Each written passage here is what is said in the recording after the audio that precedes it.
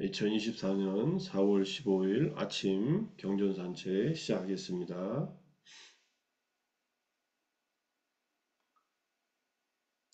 법구경 328번째 개송 23장 코끼리품의 7번째 많은 비구 이야기의 2번째 개송입니다. 어제에 이어서 어제는 이제 현명하고 훌륭하게 사는 슬기로운 친구를 얻었다면 이제 여러 가지 어려움을 극복하고 함께 가라는 얘기가 있었다면, 이번에는 만일 현명하고 함께 지낼 만하고 훌륭하게 사는 슬기로운 친구를 얻지 못했다면 왕이 정복한 나라를 버리는 것처럼, 마땅과 코끼리가 코끼리의 숲에서 다니는 것처럼 홀로 가라. 개송에서 보면 개송은 이렇게 되어 있고요. 위에 개송은 1구, 2구는 똑같으니까 제3구에 왕이 정복한 나라를 버리는 것처럼이라는 말은 나라를 버리고 나서 가는 대국의 왕처럼 자기가 정복한 나라를 그냥 두고 간다는 뜻입니다. 자, 이러한 이야기가 있다. 영토를 정복한 왕이 이 왕국이라고 불리는 것은 큰 방일의 원천이다. 이제 왕국을 다스린다는 것은 정신적 수행에 있어서는 큰 도움이 안 된다, 이런 뜻이겠죠. 큰 방일이라는 말, 이게 여기에 큰 방일은 여기 마한탐 빠마다타남이에요. 방일의 원천, 빠마다타나 해가지고 방일의 원인이 된다, 이런 뜻이죠. 방일의 근거가 되는 것. 우리가 술을 마시지 않는 것이 바로 이 큰 방일의 원천이기 때문에, 방일의 원천이기 때문에 술을 마시지 않는다는 이제 개성이 있지만, 우리 오계가 있지만, 자, 왕국이라고 불리는 것은 큰 방일의 원천이다. 왕국을 다스리는 것이 내게 무슨 소용이 있겠는가라고 생각하고, 그리고 그는 정복한 영토를 버리고 큰 숲으로 들어가서 고행자로 출가하고 네 가지 행위 방식, 행주자와의 행위 방식에서 홀로 다닌다. 이처럼 홀로 다녀야 한다. 왕이 정복한 나라를 버리고서 이제 출가한 상황을 이제 설명하고 있는 겁니다. 고행자로 출가한다는 것, 수행자가 된다는 말이죠. 그리고는 가거나 멈추거나 앉거나 눕거나 모든 행위 방식에서 홀로 다닌다. 그 다음에 코끼리가 코끼리의 숲에서 다니는 것처럼, 코끼리는 마땅가라는 이름의 코끼리인데, 자, 이 코끼리 이야기는 우다나에 나오고 그 다음에 율장 대품에 나옵니다. 그 번역을 가져오면은 나는 전에 수코끼리들과 암코끼리들과 어린 코끼리들과 젖먹이 코끼리들에 둘러싸여 머물렀다. 나는 끝이 잘려나간 풀들을 먹었고 그들은 내가 여기저기서 끌어내려준 가지들을 먹었다. 나는 휘저은 물을 마셨고 물에 들어가고 나올 때 암코끼리들이 몸으로 나를 밀치고 갔다. 나는 둘러싸여서 고통스러울 뿐 편안하게 머물지 못하였다. 고통스럽다는 말은 번거롭다는 말이라고 이렇게 얘기를 합니다. 그런 나는 지금은 수코끼리들과 암코끼리들과 어린 코끼리들과 젖먹이 코끼리들에 둘러싸이지 않고 머문다. 나는 끝이 잘려나간 풀들을 먹지 않고, 이 말은 끝이 잘려나간 풀들은 코끼리들이 계속 풀들을 먹고 다니니까 풀꽃이 맛있는가 모르겠네요. 어쨌든 그런 풀들을 먹지 않고, 또는 부드러운 풀이라고도 할 수 있겠죠. 풀의 끝은 부드러우니까. 그들은 내가 여기저기서 끌어내려준 가지들을 먹지 않는다. 나는 휘저어지지 않은 물을 마시고 물에 들어가고 나올 때 암코끼리들이 몸으로 나를 밀치고 가지 않는다. 나는 둘러싸여 있지 않고 행복하고 편안하게 머문다. 라고 생각하면서 다니는 마땅가라고 불리는 이 큰 코끼리가 이 숲에서 모든 행위의 방식, 행주자와의 모든 방식에서 홀로 행복하게 다니는 것처럼 이와 같은 방식으로 홀로 다녀야 한다는 의미이다. 주석서가 이렇게 우다나라는 경전, 그 다음에 율장에 율장에 이 얘기가 나오는 배경 이야기는 뒤에 오요몬경이나 코산비경에서 자세하게 설명하고 있습니다. 우다나의 이 나가경이에요. 지금 그 얘기가 나오는 게 부처님께서 코산비의 고시다 원림에 머무실 때 세존께서는 비구들과 비구니들, 청신사들과 청신녀들과 왕들과 대신들과 외도들과 외도의 제자들에 둘러싸여 머무셨습니다. 둘러싸여서 고통스러울 뿐 편안하게 머물지 못하셨습니다. 부처님이 몸으로 고통스럽다는 게 아니라 번거로웠다는 얘기라고 이제 주석에 써 있습니다. 그때 세존께 이런 생각이 드셨다.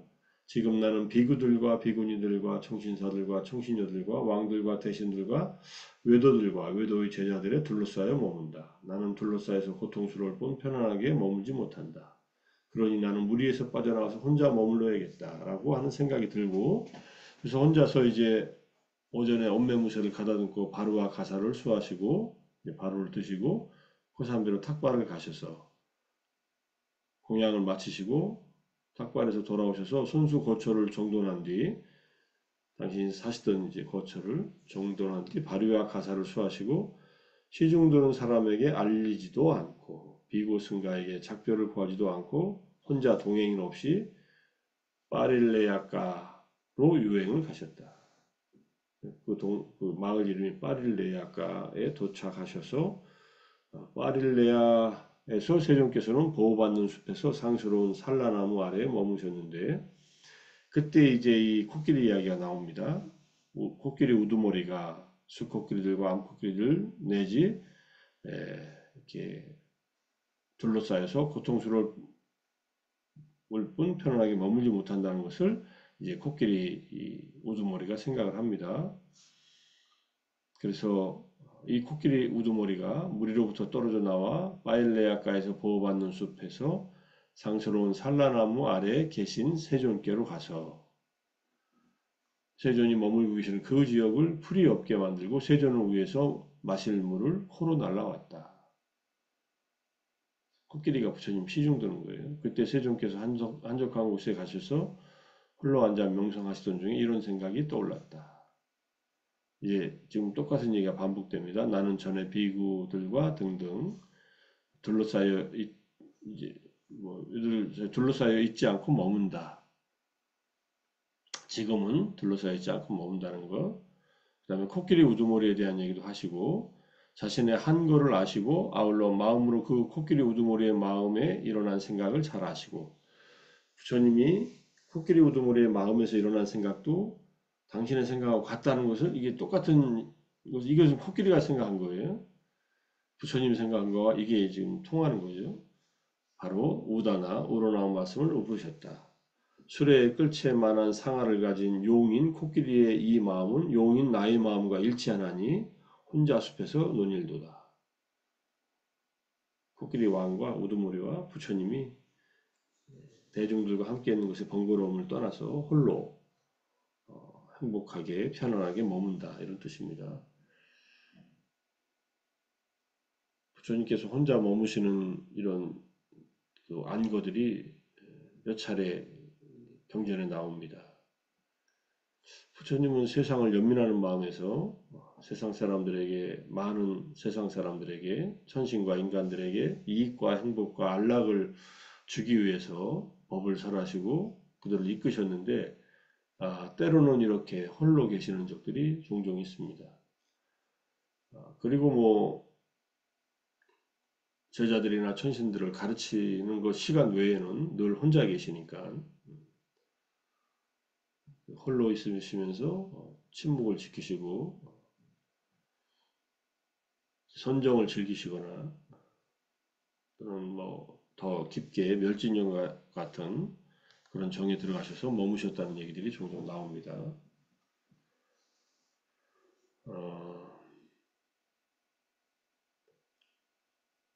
대승불교가 인도에서 일어날 때 대승불교는 숲속에서 홀로 사는 수행자들이 모델 수행자로 여겨졌습니다. 초기 대승불교들은 대부분 아란야에서 사는 보살들이 거기서 선정을 닫고 삼매를 닫고 그리고 그 힘으로 대중들에게 법을 전하는 그런 모습들로 이제 그려집니다. 그는 이제 나중에 그 7세기에 산티데바라고 하는 중간에 유명한 논사인 적천 산티데바께서 그 보디차리 아바타라 입보리 행론에 그 맨 앞에 그 얘기가 나와요. 당신은 아란야를 주로 다니면서 수행하는 수행자이지 교법에 대해서 잘 모른다 하면서 지금 내가 이 책을 이 입보리 행론을 짓는 것은 나를 위한 일이지 다른 사람을 위한 일이 아니다. 이렇게 고백하면서 좀 겸손하게 이제 법문을 하는 장면이 나옵니다. 그 법문을 하다가 이제 허공으로 어, 올라가서 목소리만 들렸다 뭐 이런 얘기도 이제 전해져 오는데 어쨌든 부처님께서 이렇게 숲에서 명상하시던 이 일들은 어, 보살행을 하는 중에도 대중들을 인도하지만은 대중들을 인도하는 데 그치지 않고 늘 홀로 있음을 즐기셨다는 것 이런 내용들을 알 수 있습니다. 자, 코산비경 똑같은 얘기예요. 근데 이제 그냥 제자들이나 또는 외도들의 수행자들이 부처님을 이렇게 번거롭게 하는 것이 아니라 이때는 진짜 요 경에서는 코사함비에서 비구들이 논쟁하고 말다툼을 하고 분쟁하면서 혀를 무기 삼아 서로를 찌르고 있었다. 서로를 이해시키지도 못하고 이해하려고 하지도 않고 그들은 서로를 설득시키지도 못하고 설득되기를 원하지도 않았다. 왜 그러냐 하면은 여기 각주 363번에 자세하게 나와 있어요. 주석서에 두 비구 간에 일어난 논쟁을 근거로 해서 율장 대품에 나타나 있고 그 다음에 마지막에 128번째 오요문경에도 이 사건을 배경으로 설해집니다. 사소한 계율에 관한 오해로 시작됐는데 큰 논쟁으로 번졌다. 유를 호지하던 비구와 경을 호지하던 비구가 위나야다라 수타안티카 유를 호지하면서 유를 지키는 쪽에 또는 유를 교육하던 비구와 경을 가르치던 이 비구가 한 거처에 살았는데 경을 가르치던 비구가 세면대에서 사용했던 물을 버리지 않고 대야에 그대로 담아두고 나갑니다. 율사가 나중에 들어가서 그 물을 보고 나와 그 비구에게 그대가 그 물을 그대로 두었소라고 묻자 그렇다고 하자 그것이 계를 범하는 것인지 알지 못하느냐고 묻습니다. 알지 못했다고 대답하자 그것은 계를 범한 것이라고 일러주고 참회하겠다라고 이 경을 가르치는 스님이 대답합니다. 그런데 고의로 그런 것이 아니라면 그것은 계를 범한 것이 아니라고 이제 율사가 얘기하죠. 그는 자신의 범계에 대해 범계가 아니라는 견해를 갖게 됩니다. 어떤 잘못이라도 처음 범하면은 그것은 계를 범한 것이 아니다. 그 계에 저촉되지 않는다. 이런 얘기입니다. 그러니까 어떤 계목이 정해지기 전에 그 계목을 정하게 된 계기가 된 사건의 이 일들은 그 계목으로 적용받지 않는 거예요. 그런데 율사가 자신의 제자들에게 저 경사는 계를 범하고도 알지 못한다라는 말을 합니다. 그 제자들은 경사의 제자들을 만나 그대의 스승은 계를 범하고도 계를 범한 사실을 모른다라고 얘기하자 스승에게 얘기합니다. 그러자 그 스승은 이렇게 말합니다. 이 율사는 전에는 계를 범한 것이 아니라고 말하더니 이제는 계를 범했다고 말을 하니 이제는 거짓을 말하는 사람입니다. 라고 이렇게 얘기를 합니다. 다시 그의 제자들은 가서 그대들의 스승은 거짓을 말하는 사람이다라고 하면서 서로 말다툼이 생겼고 그것과 관련해 이렇게 말한 것이다. 아마 율사 스님이 경사 스님이 그 계를 범한 일을 했을 때 이제 자초지종을 다 설명했더라면 이런 일이 안 일어났겠죠. 그 스님이 행한 행위는 계를 범한 것이지만 그 스님은 첫 번째 계를 범했기 때문에 그 계에 저촉은 되지 않는다라고 상세하게 자기 율사의 제자들에게 설명해 줬으면 그 경사의 스님은 처음으로 계를 범했지만 그것은 처음으로 범해서 계에 저촉은 되지 않는구나 이렇게 얘기해 줬으면 시비가 안 생겼을 건데 이 두 스승의 밑에 제자들이 서로 말다툼하면서 이렇게 싸웠다는 얘기예요. 물론 경사와 계사도 약간 오해가 있었죠. 이렇게 싸움을 했다는 거예요. 비구들이여 이를 어떻게 생각하는가? 그대들이 논쟁을 하고 말다툼을 하고 분쟁하면서 혀를 무기 삼아 서로를 찌르고 있을 때 혀로 찌른다고 해요. 이게 막 비난하고 막 이런 말들을 스타니 파트에서는 혀에 도끼를 가지고 나온다 이런 얘기도 하죠. 꼬깔리카경인가? 그 도끼로 자기 발등을 찍는다. 자기가 남을 비방하고 비난하면서 자기 생명을 단축시킨다 이런 말을 씁니다. 그대들은 동료 수행자들이 면전에 있건 없건 그들에 대해 몸의 말에 이어 마음의 업으로 자애를 유지하는가? 아닙니다. 세존이시여. 그래서 서로 싸우면은 몸의 업, 말의 업, 마음의 업으로 자애를 유지하지 못한다. 몸으로도 말로는 말할 것도 없고 마음속에서도 상대방에 대해서 행복하기를 바라는 이 업을 자애의 업을 유지를 못한다는 말. 그래서 부처님이 쓸모없는 자들이여 그대들은 무엇을 알고 무엇을 보기에 논쟁을 하고 말다툼을 하고 분쟁하면서 혀를 무기 삼아 서로를 찌르고 서로를 이해시키지도 못하고 이해하려고 하지 않고 서로를 설득시키지도 못하고 되기를 원하지도 않는가. 그대들은 긴 세월 이것을 통해서 불이익과 고통이 있게 될 것이다. 그리고서는 6가지 기억해야 할 법, 엊그제 우리가 공부한 내용입니다. 몸의 업으로 자애를 유지하고 말의 업으로 자애를 유지하고 마음의 업으로 자애를 유지한다. 법답게 얻은 법다운 것들이 있을 때 바로 안에 담긴 것일지라도 그렇게 얻은 것을 공평하게 나누어 수용하고 계를 잘 지키는 동료 수행자들과 함께 나누어 사용한다. 바로 안에 담긴 것이라는 말은요. 내가 탁발해서 얻어온 것이에요. 절에 와서 신자들이 보시한 것이 아니라 나 혼자 탁발해서 얻어온 것인데 다른 성녀들은 탁발해서 음식을 제대로 얻지를 못했거나 또는 뭐 몸이 아파서 탁발을 못 나갔거나 하면은 음식을 나누라는 얘기예요. 그게 보시물을 공유하는 것이고 동료 수행자들이 면전에 있건 없건 훼손되지 않았고 뚫어지지 않았고 오점이 없고 얼룩이 없고 벗어나고자 하는 지자들이 찬탄하고 들러붙지 않고 삼매에 도움이 되는 그런 계들을 동료 수행자들과 동등하게 구족하여 머문다. 계를 같이 지키는 것. 동료 수행자들이 면전에 있건 없건 바른 견해를 그들과 함께 동등하게 구족하여 머문다. 이 4가지가 기억해야 할 법이니 동료 수행자들에게 호감을 주고 공경을 불러오고 도움을 주고 분쟁을 없애고 화합하고 단결하게 한다. 그리고 이 뒤에 6가지 기억해야 할 법들 가운데 성스럽고 출리로 인도하고 그것을 실천하는 자를 바르게 괴로움의 소멸로 인도하는 바른 견해가 최상이고 포괄적이고 총체적인 것이다. 마지막 6번째가 제일 중요하다는 말씀을 하시고 그 다음에 쭉 바른 견해를 바탕으로 해서 소타판나가 되는데 갖춰야 될 7가지 덕목을 이 경전에서 설명하세요. 오삼비경에서는. 이 경전이 아니네. 이 경전은 이제 이렇게 쭉 이제 그 다음에 이제 이 경전에서 그걸 얘기하네. 맞아요. 이 경전에서 그 법문을 쭉 이어가고 하시고 제가 뒷 얘기는 너무 길어서 잘랐습니다. 우리 개성과 관련된 얘기 중심으로 말씀드렸고 그 다음에 또 하나 이 고산비에서 있었던 일화에 또 다른 경전이 설해졌는데 자, 고산비에서 비구들이 논쟁을 하고 말다툼하고 분쟁하면서 혀를 무기 삼아 서로를 찌르고 있었다.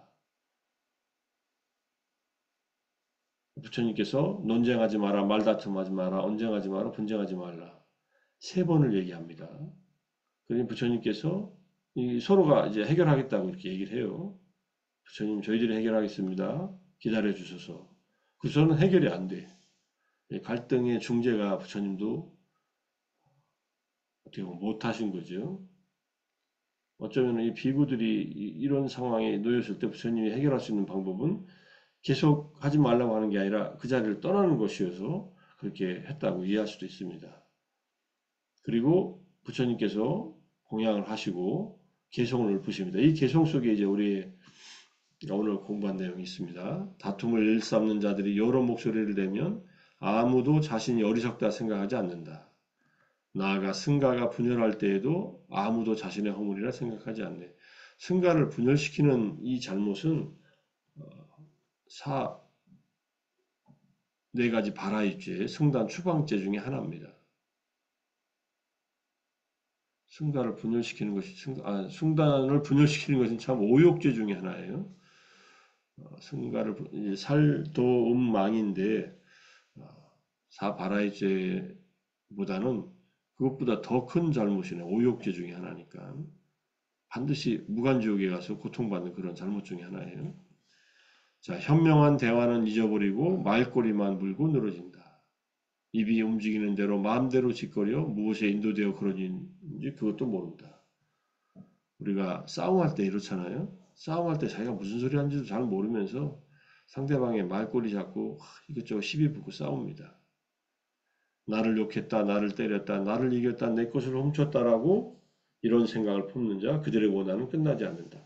이 개성은 법구경 세 번째 개성이네요. 그죠? 요건 네 번째 개성. 나를 욕했다, 나를 때렸다, 나를 이겼다, 내 것을 훔쳤다라고 이런 생각을 품지 않는 자 그들의 원한이 이때 증오입니다. 외라는 영혼이 멈추리. 참으로 이 세상 어디에서나 원한은 원한으로 또는 증오는 증오로 결코 그치지 않고 증오는 비움으로 그치나니 이 비움은 아웨라예요. 이때 비움은 이제 자해입니다. 맺다. 이것은 만고의 진리여라. 자, 그 다음에 여기서 우리 제어해야 함을 다른 사람들은 알지 못하니 여기서 이것을 아는 자 그들은 그 다툼을 그만두리. 뼈를 부수고 생명을 빼앗고 소와 말과 재물을 약탈하고 왕국을 침략하는 그러한 자들도 화합하여 행하거늘 어찌하여 그대들 출가한 그대들 수행자들이여 그러지 못하는고. 만일 그대 믿음으로 행하는 슬기로운 벗 현명한 도반을 만났거든 모든 우영 극복하고 그와 함께 만족하고 마음 챙겨 길을 가라. 이게 어저께 행했던 개성과 거의 같죠. 만일 그대의 믿음으로 행하는 슬기로운 법, 현명한 도반을 만나지 못하거든 왕이 정복한 영토를 버리고 떠나듯 혼자서 가라. 숲속을 거니는 코끼리처럼. 이게 오늘 배운 개성과 거의 같은 내용입니다. 차라리 혼자 갈지언정 어리석은 자와 함께 하지 마라. 혼자서 가라. 악행을 하지 마라. 무심히 숲속을 거니는 코끼리처럼. 그리고 이제 숲속으로 들어갔다. 이런 얘기예요. 그 다음에 이제 이어지는 얘기는 아누르타 존자, 난디아 존자, 김빌라 존자가 서로 아주 세 분이 같이 잘 화합해서 머무는 그런 장면을 이제 쭉 설명을 합니다.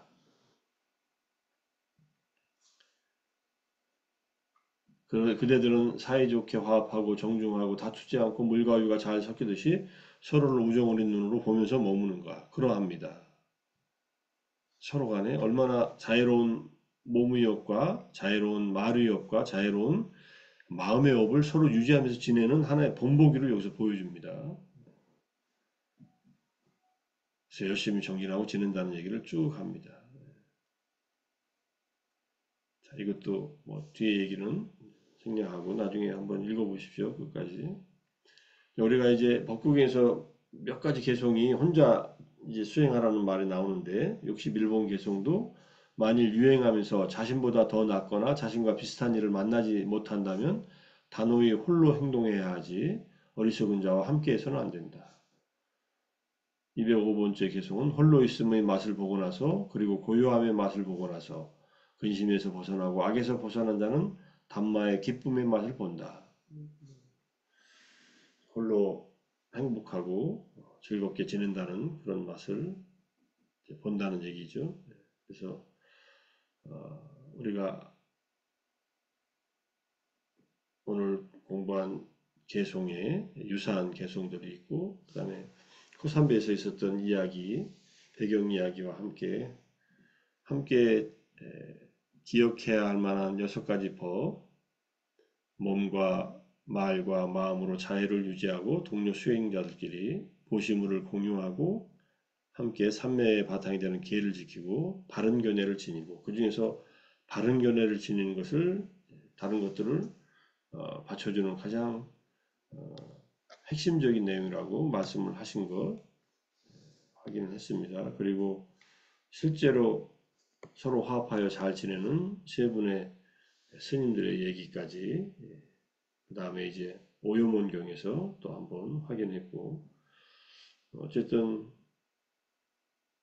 사람들과 함께 지내는 것이 필요할 때는 함께 지내고, 하지만 함께 지내면서도 법을 나누는 시간 외에는 침묵을 지키면서 서로를 배려하면서 이렇게 지낼 수 있는 그러한 좋은 도반들의 어떤 예를 갖다가 보여주고 있는 경전들을 이제 같이 읽었기 때문에 우리가 서로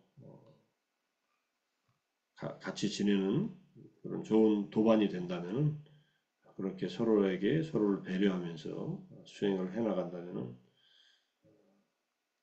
6가지 기억해야 할 만한 육화법을 실천하면서 산다면은 정말로 외적으로 어려움도 극복하고 내적으로 번뇌를 극복하는 데도 큰 도움이 될 것이라는 것을 알 수 있습니다. 홀로 함께 있때 홀로 지내는 시간, 홀로 있때 함께 지낼 수 있는 그런 마음, 혼자 있을 때 마음 챙김을 지니고 함께 있을 때 자애의 마음을 지니고 이렇게 지내라고 한 그 말씀이 잘 적용되는 그러한 가르침이 고산비에서 일어난 이 사건과 관련된 부처님의 가르침이라고 볼 수 있겠습니다. 그래서 우다나 마츠마니카야 코산비경과 또 오요문경 등 또 율장 대품에서 나오는 유명한 이 사건과 사건이 배경이 된 이 이야기들을 통해서 홀로이슨과 함께 수행하는 공동체 속에서의 생활의 방식에 대한 그런 교훈을 많이 이제 참고할 수 있을 것 같습니다. 자, 오늘도 아침 정진하시고 독송하시고 경전산책 함께 하시느라 수고 많이 하셨습니다. 이걸로 마무리하겠습니다. 애쓰셨습니다. 사두, 사두, 사두, 사두, 사두. 사두. 감사합니다. 감사합니다. 감사합니다.